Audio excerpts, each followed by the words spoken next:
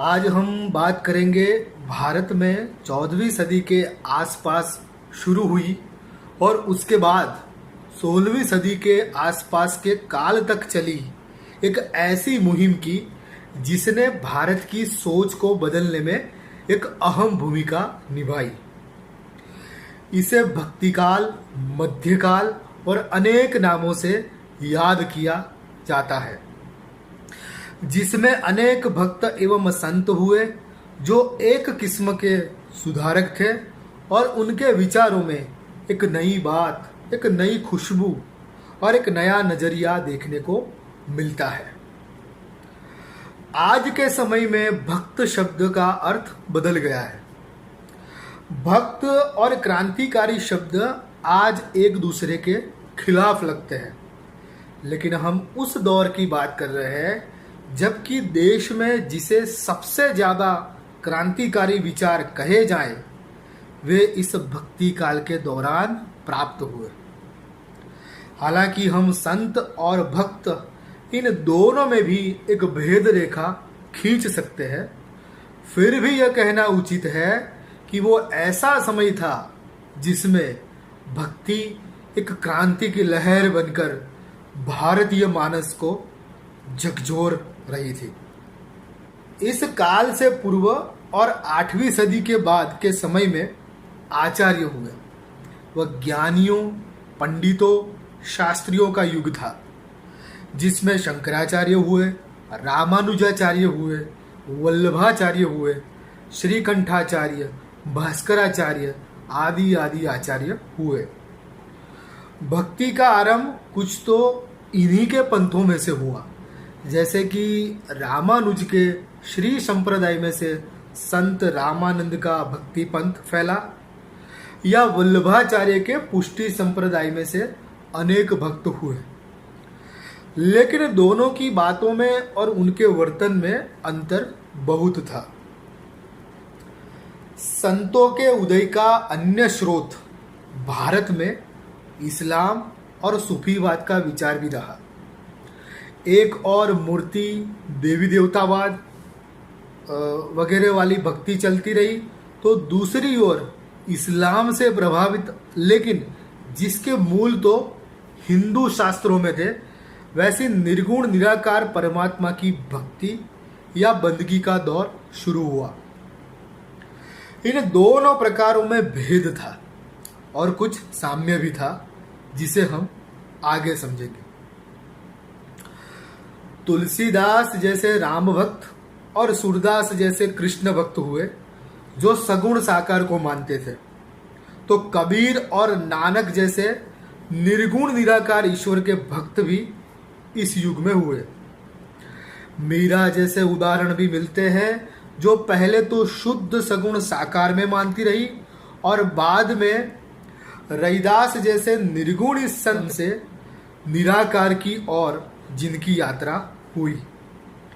गुजरात में नरसिंह मेहता हुए जिनकी कथा मीरा जैसी ही रही, और एक अखा भगत थे जिन्हें आप गुजरात के कबीर कह सकते हैं। सगुण साकार को मानने वाले या सनातन धर्मी या कहे हिंदू पुराण मार्गी भक्त कुछ और कहते थे, तथा कबीर एवं नानक जैसे सेक्युलर संत कुछ और कहते थे। लेकिन बाकी संतों एवं भक्तों की विचारधारा को स्पष्ट रूप से समझना मुश्किल है।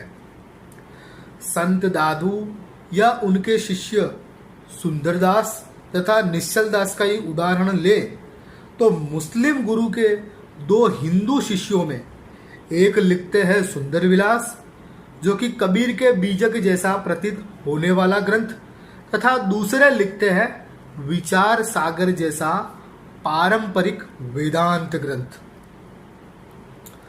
सभी संतों भक्तों में जो समान चीजें हैं, उनमें से एक है उनके मौलिक भजन, जो ज्यादातर हिंदी में रचे गए। इन सब में रहस्यवादी कवि की झलक मिलती है, जो प्रेम, करुणा, दया, सदाचार, सच्चारित्र और नैतिकता की बात करते हैं, जिसका आधार वे कुदरती, ईश्वरीय या रहस्यमय कानून के ऊपर रखते हैं। निर्गुणी संतों ने एक बड़ी क्रांतिकारी बात कही जो उसके पहले भारत या भारतीय धर्मों में हमें कहीं नहीं दिखती।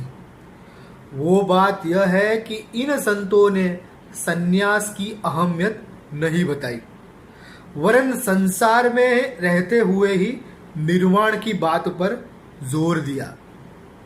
आज इस बात का अंदाजा लगाना थोड़ा मुश्किल होगा, क्योंकि उस समय यह विचार ही नहीं था जब इन संतों द्वारा उसे प्रचलित किया गया। हालांकि उपनिषद के ऋषि गृहस्थ थे, लेकिन सनातन धर्म के अनुसार तो ज्ञानी जनक विदेही को भी अंत में तो सन्यास लेना ही पड़ता है, ऐसी बातें की गई है। जैन, बौद्ध और हिंदू तीनों धर्मों में सन्यासी और संसारी के नियम और कर्तव्य भिन्न हुआ करते थे, जिसके बारे में निर्गुणी संतों ने प्रहारात्मक वाणी में अपना विद्रोही विचार प्रकट किया।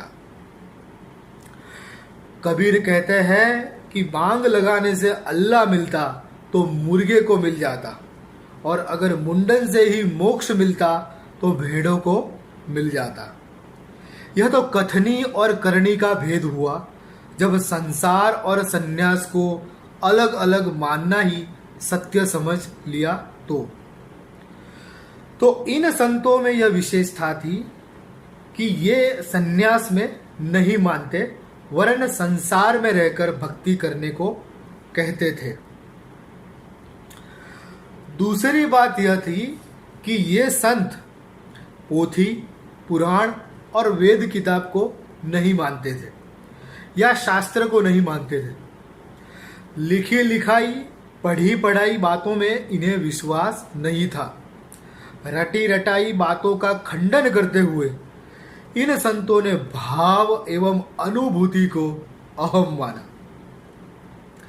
आज भी हम जो ये सन्यास और पोथी पुराण का खंडन कर उच्च भाव की निर्मल भक्ति तथा अनुभूति की प्रधानता की बात करते हैं, आचरण को प्रमाण मानते हैं, ये हमने संतों से जाना था। हालांकि बाद में हाल ये हुआ कि इन संतों के पंथों में उनके भजन संग्रह को ही पोथी और वेद का दर्जा मिलने लगा। बीजक और आदि नए वेद और कुरान की तरह पूजे जाने लगे। संत मार्ग में ना चित्र विचित्र साधनाएं थी, ना शास्त्र पुराण की बात, ना योग संन्यास। यहाँ तो आचरण ही प्रमाण था कि अगर तुम सदाचार एवं पवित्रता से युक्त जीवन जी रहे हो तो तुम मन को वश में कर सके हो, और यह सहज रूप से ही तुम्हारा स्वभाव बन गया है कि तुम चरित्रवान हो तो तुम मन के ऊपर पहुंच गए हो। तुम्हें इस आदि सिद्धांत पर भरोसा हो गया, विश्वास हो गया कि चाहे कोई कैसे भी नीतिहीन जीवन जी रहा हो, वह उसकी मूर्ता ही हो सकती है, और जगत का मूल स्वरूप तो प्रेम ही है। यह तुम्हें अनुभूति हो चुकी है तो तुम सच्चे हो। कबीर का एक सुंदर पद संत मार्ग की सरल विचारधारा का सटीक निरूपण करता है।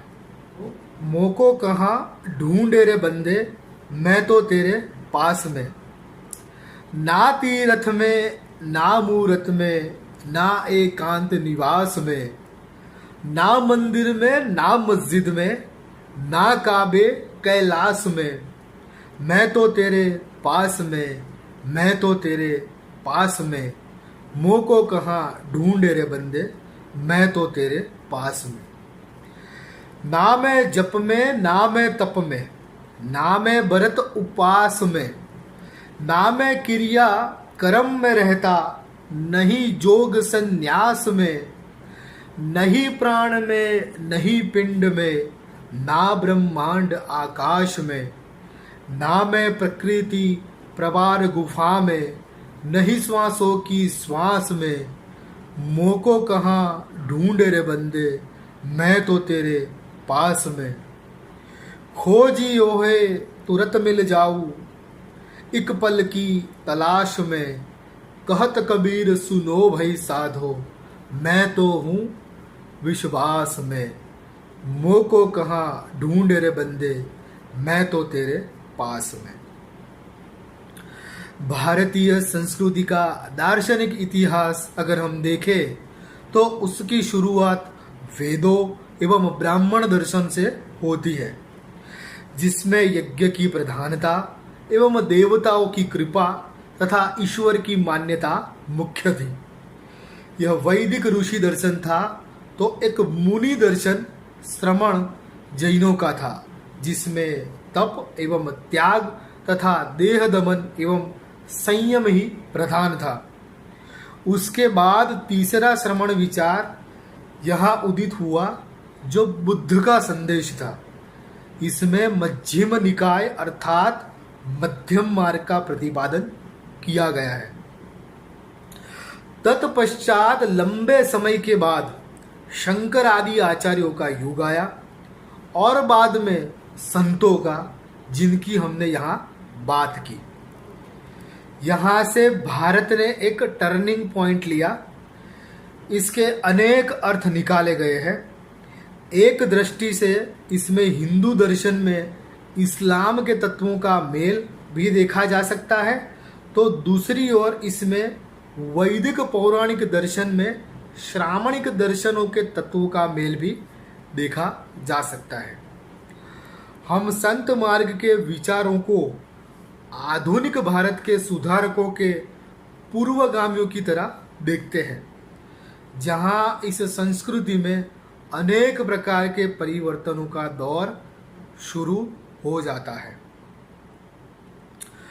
अंत में आप सबसे विनम्र अनुरोध है कि अगर आपको हमारी ये वीडियोस पसंद आ रहे हैं तो हमारे ये चैनल को सब्सक्राइब करें और अन्य मित्रों तक ये वीडियो शेयर करें।